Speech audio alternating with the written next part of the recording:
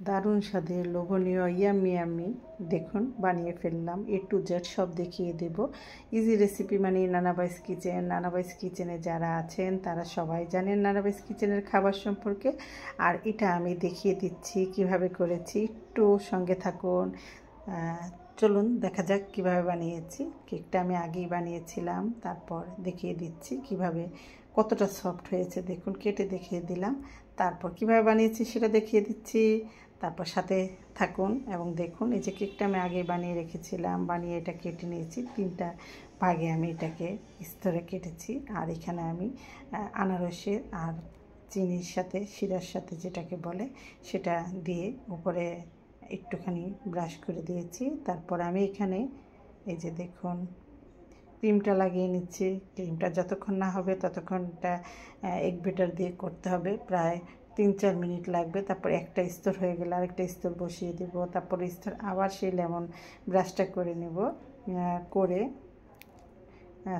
Pineapple ব্রাশটা করে এভাবে আমি এটাকে আলতো আলতো করে লাগিয়ে নিব।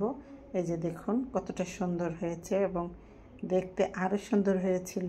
আর সেই সাথে কিভাবে করেছি সেটা দেখিয়ে দিচ্ছি।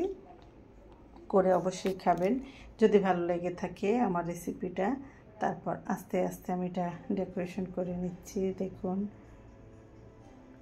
খেতে কিন্তু দারুণ, একদম লোভনীয়। মানে খেলে বুঝতে পারবেন এটা কী ধরনের টেস্ট হয়েছিল। আর অপেক্ষা করতে থাকুন। দেখুন এই যে দেখুন, তারপর এভাবে ঘুরিয়ে ঘুরিয়ে আমি এটাকে শেষ করলাম। আর এখানে আমি পাইনাপেলের জুস বানিয়ে রেখেছিলাম, সেই জুসটা দিয়ে দিলাম। তারপরে 1.5 থেকে 2 চামচ 4 চামচের মতো করে এখানে আগার আগার বাটার দিয়ে দিলাম। আর জুসের মধ্যে আমি 2 টেবিল চামচ না, 1 টেবিল চামচ দিয়ে আরেকটু চিনি দিয়ে দিয়েছিলাম, কারণ উপরে একটু চিনির ফ্লেভারটা দিতে হবে। চিনিটা না দিলে এটা টেস্ট লাগবে না, কারণ এমনি তো পাইনাপেলের জুস একটু টক টক হয়, তার জন্য চিনিটা দিয়ে দিয়েছি। আর দিয়ে নেড়ে চেড়ে এটা যখন ফুটে আসবে তখন আমি এটার উপর একটু ফুড কালার দিয়ে দেবো। এই যে দেখুন একটু ফুড কালার দিয়ে দিলাম। ফুড কালারটা দিয়ে এরকম নেড়ে চেড়ে কালার চলে আসছে। তারপর আমি এটাকে এদিকে আমি যে কেকে ক্রিম লাগিয়েছি সেটা আমি নর্মাল ফ্রিজে রেখে দিয়েছি একটু সেট হওয়ার জন্য। তারপরে যে আমার এটা হয়ে গেল, দেখুন একদম বলক চলে আসছে। এখন আমি এটাকে নিয়ে ফ্রিজে যে কেকটা রেখেছি তার উপরে একটু করে দিয়ে ডেকোরেশন করে নেব। তারপর দেখবেন কতটা সুন্দর এবং লোভনীয় হয়েছে। এই যে দেখুন আস্তে আস্তে ঢেলে দিচ্ছি। এই যে দেখেছেন কতটা সুন্দর কালার লাগছে। আর আমার সেই সাথে কেক হয়ে গেল। আমি উপরের ডেকোরেশনটা অত ভালো পারিনি, কিন্তু আমি যখন এটা লেমনটা দিয়ে দিয়েছি তখন কিন্তু দারুণ দেখাচ্ছিল।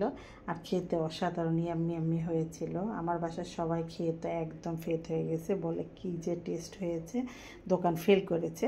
আর এই রেসিপিটা দেখে অবশ্যই করবেন এবং করে বাচ্চাদেরকে খেতে দেবেন। দেখবেন বাচ্চারা কতটা পছন্দ করে খায়। আর আমিও সেই সাথে সবটা দেখিয়ে দিলাম। আর আপনাদের ভালো লাগার জন্য আমার ভিডিওগুলো তৈরি করা।